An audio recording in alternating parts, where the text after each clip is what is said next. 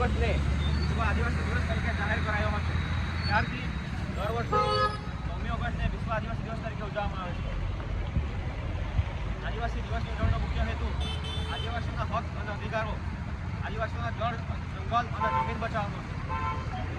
સમાજમાં બિરસા મુંડા, જયપાલસિંહ મુંડા, તાત્યા ભીલ, શંકરીબાઈ વગેરે જેવા મહાન નેતાઓ અને સ્વતંત્ર સેનાનીઓ થઈ ગયા છે.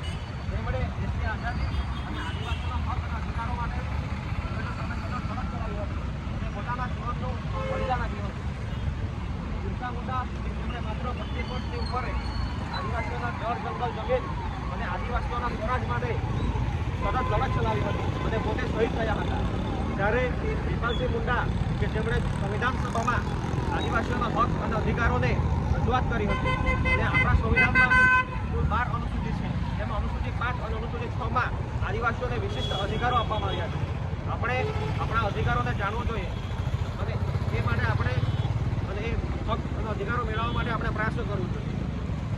અત્યારે 2 દિવસ પહેલાં નર્મદા જિલ્લાના કેવડિયામાં જે ટ્રાઇબલ મ્યુઝિયમ બને છે એ ટ્રાઇબલ મ્યુઝિયમ બનાવનાર એજન્સીઓના માણસો દ્વારા આપણા ત્યાંના 2 આદિવાસી યુવકને બાંધીને એમના કપડાં કાઢીને ઢોરમાર મારવામાં આવે છે. આપણા સમાજની પરિસ્થિતિ આવી છે એટલે આપણે આવા લોકો સામે લડવાની જરૂર છે. આપણે સૌએ સંગઠિત રહેવું જોઈએ. તો આજના આ શુભ પ્રસંગે આપણે સૌ સંકલ્પ કરીએ કે આપણે આપણા ગામ કે સમાજમાં ગરીબ માણસોને કે જરૂરિયાતમંદોને આપણાથી બનતી મદદ કરીશું. ગામના બાળકો શિક્ષણમાં ખૂબ આગળ વધે એ માટેના પ્રયાસો કરીશું અને ગામના એક વ્યક્તિ સ્વતંત્રતા, અભિમાન અને કુમારજી જીવન જીવે એ માટે પ્રયાસો કરીશું. તો હું આટલું કહીને મારી વાણીને વિરામ આપું